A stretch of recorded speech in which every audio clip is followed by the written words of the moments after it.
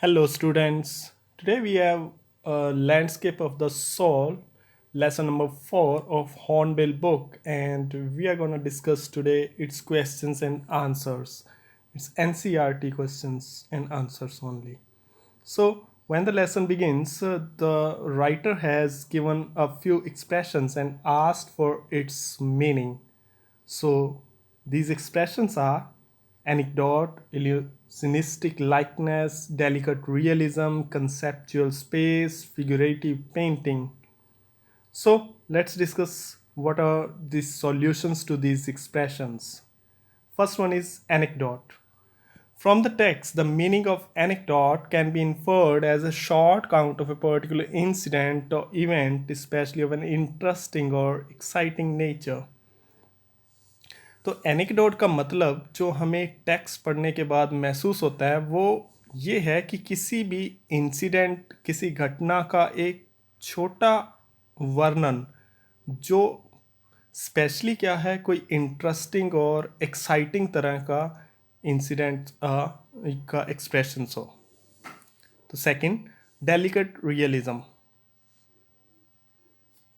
It refers to the alluring quality of the art which makes it seem real. Delicate realism से हमारा क्या मतलब है कि ये एक बहुत ही अट्रैक्ट करने वाली आर्ट की क्वालिटी है जो किसी भी आर्ट की फॉर्म को रियल महसूस करवाती है. It is an interest in or concern for the actual or real as opposed to abstract. तो डेलिकेट रियलिज्म क्या है कि ये एक तरह का इंटरेस्ट है किसके अंदर वास्तविकता की चीज़ों के अंदर बजाय कि एब्स्ट्रैक्ट ऑब्जेक्ट्स के अंदर इंटरेस्ट या उसके प्रति कंसर्न रखना. Illusionistic likeness. It refers to an adjective of the technique of using pictorial method in order to deceive the eye. तो क्या है illusionistic likeness? ये एक तरह से आंखों को धोखा देने के लिए एक पिक्टोरियल पिक्चरेस्क तरीके को यूज करने की टेक्निक है. The reference is to an illusion created by the semblance of something. और इसके अंदर एक ऐसा कुछ पीस ऑफ आर्ट बना दिया जाता है जो हमारी आंखों को धोखा देता है जैसे कि वो कुछ रियल में हो. Figurative painting. A figurative painting refers to the metaphoric representations of a piece of art through the eyes of the creator's imagination. तो ये क्या है कि एक मेटाफोरिक रिप्रेजेंटेशन है किसी भी आर्ट पीस का जिसके अंदर ये फोर्स किया जाता है कि जो व्यूअर है वो किसी आर्ट पीस को क्रिएटर की इमेजिनेशन के आंखों के जरिए देख सके. So that is figurative painting. Conceptual space. It refers to relation with the abstract and the factual representations. This is the incalculable dimension of the understanding of concepts. तो क्या है conceptual space? ये किसी चीज को फैक्ट टू फैक्ट प्रेजेंट न करके उसके पीछे के एब्स्ट्रैक्ट एस्पेक्ट्स क्या हैं, उसके पीछे के एब्स्ट्रैक्ट थियोरीज कॉन्सेप्ट्स क्या हैं उसके संबंध में किसी चीज़ को लेके बात करना. This is conceptual space. This is an incalculable dimension of the understanding of concept. ये किसी भी कॉन्सेप्ट को समझने के लिए हमारे सामने इन्यूमरेबल डायमेंशंस रखती है. एन नंबर ऑफ डायमेंशंस के बेस पर किसी कॉन्सेप्ट्स को समझता है.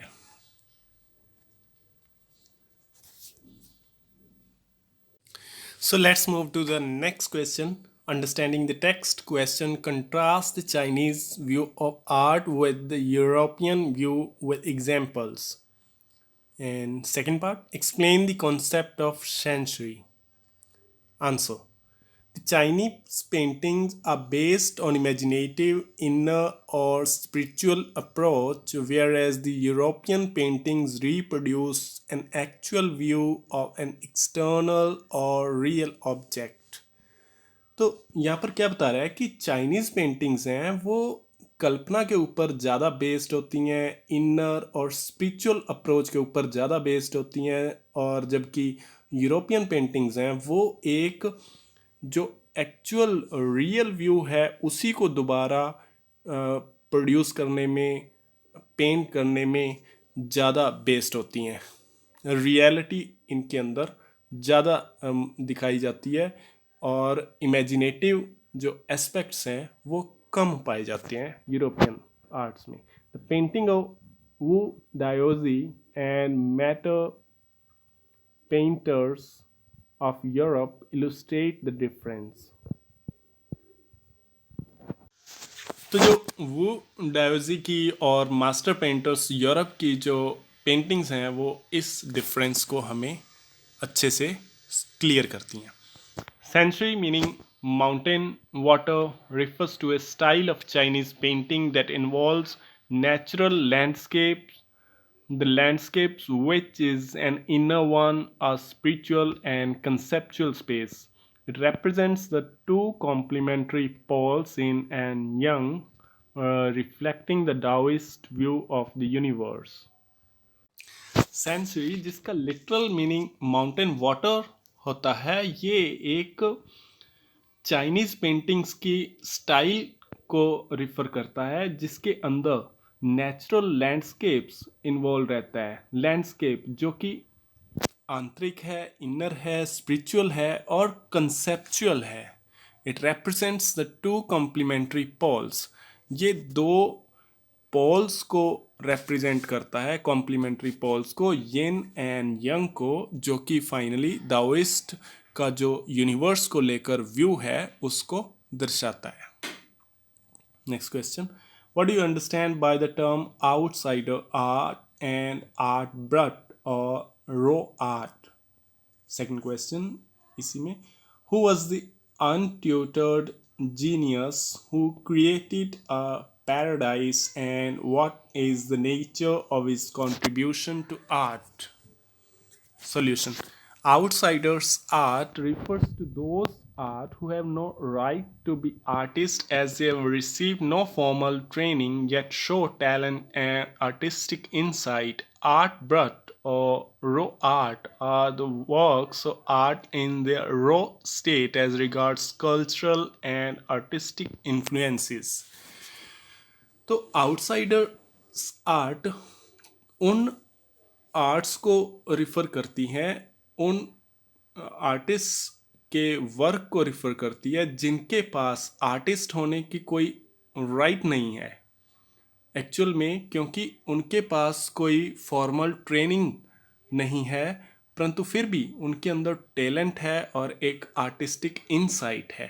तो उनके वर्क को एक आउटसाइडर आर्ट कहा जाता है। Art brought or raw art are the works of art in their raw state as regards cultural and artistic influences। और आर्ट बट और raw art वो आर्ट के वर्क्स हैं जो अभी पूरी तरह से एक मैच्योरिटी की स्टेट तक नहीं पहुँचे, अगर हम उसको कल्चरल और आर्टिस्टिक इन्फ्लुएंसेस के पैरामीटर्स पर इवेल्युएट करें तो।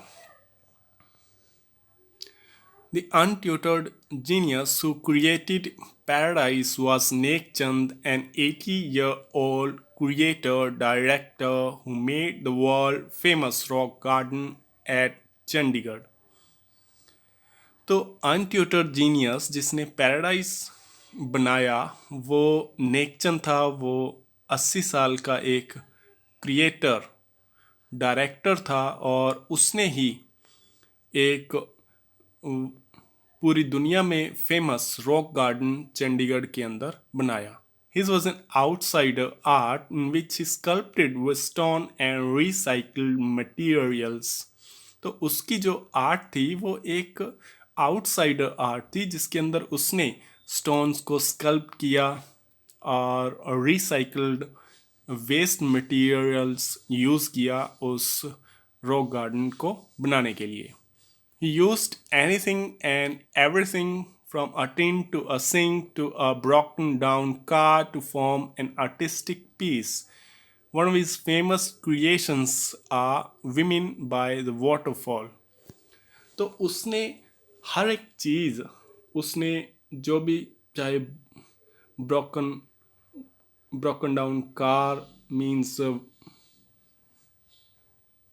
वेस्ट व्हीकल्स के वेस्ट मटेरियल, और बाकी की अन और बाकी की रिसाइकल जो भी मटेरियल्स थे उनका यूज़ करके उसने उस आर्ट फॉर्म्स को क्रिएट किया। और उसकी सबसे फेमस, काफ़ी famous creations women by the waterfall है, जो कि रॉक गार्डन के अंदर है। नेक्स्ट क्वेश्चन,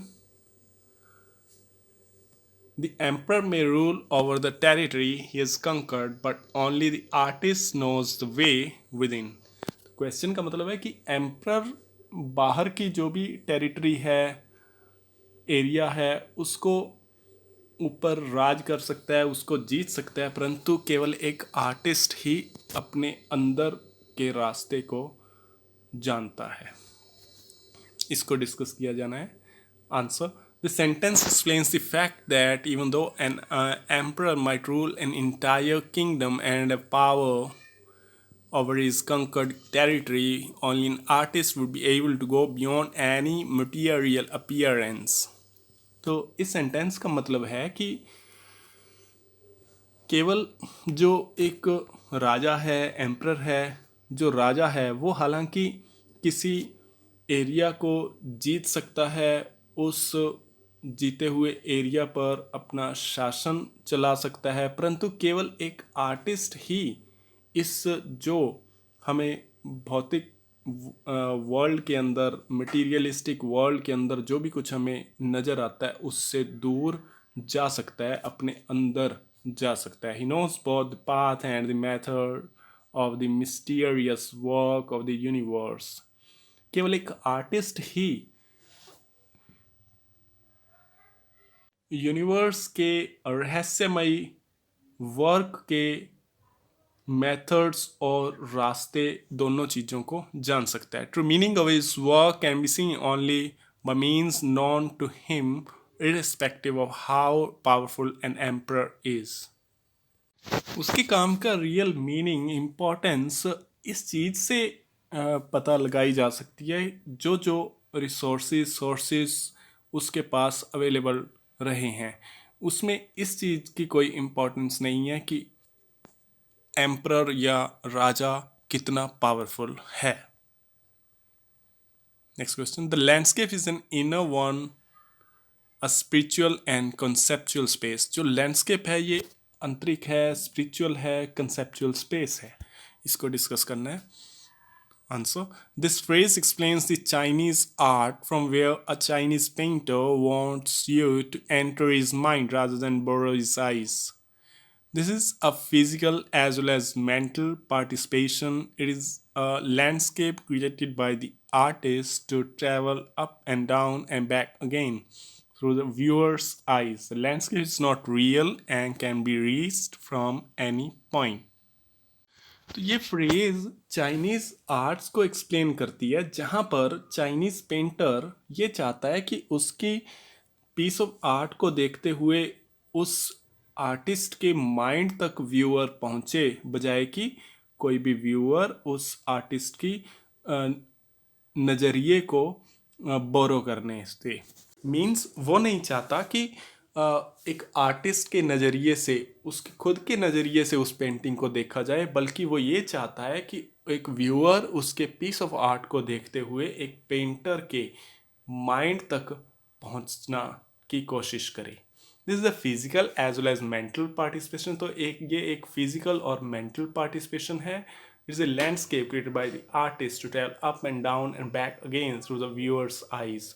तो ये एक लैंडस्केप है जो एक आर्टिस्ट क्रिएट करता है ताकि व्यूअर उसमें ऊपर, नीचे, पीछे, हर तरफ एक वो आर्टिस्ट व्यूअर की निगाह से खुद ट्रैवल कर सके। Landscape is not real and can be reach from any point. और जो लैंडस्केप है ये रियल नहीं है, इस वजह से किसी भी साइड से, किसी भी पॉइंट से पहुंची जा सकती है। Question, find out the correlates of yin and yang in other cultures. Yin और यांग के बाकी की कल्चर्स में क्या कोरिलेशंस हैं? Answer: the Indian culture lays stress on nature and God. जो इंडियन कल्चर है वो नेचर और गॉड पर स्ट्रेस डालती हैं। Nature is the yin female part, whereas God the creator is the male part. तो nature yin है जो फीमेल पार्ट है और गॉड सबको बनाने वाला है जो कि मेल पार्ट है। This concept also known as Maya और Brahma, the combination of two creates the whole world, all objects and also inhabitants. तो इस कॉन्सेप्ट को माया या ब्रह्मा कहा जाता है और इनका कॉम्बिनेशन ही सारी दुनिया को बनाता है, इनके सारे ऑब्जेक्ट्स को और इसमें रहने वाले सभी प्राणियों को। Next question, what is the language spoken in Flanders? Flanders के अंदर कौन सी लैंग्वेज बोली जाती है? आंसर: French language spoken in Flanders is region in Belgium. Flanders के अंदर फ्रेंच लैंग्वेज बोली जाती है जो कि बेल्जियम के अंदर एक एरिया है। So next questions are based on vocabulary, and such questions are not examined. So we are skipping over the last two questions. Thank you.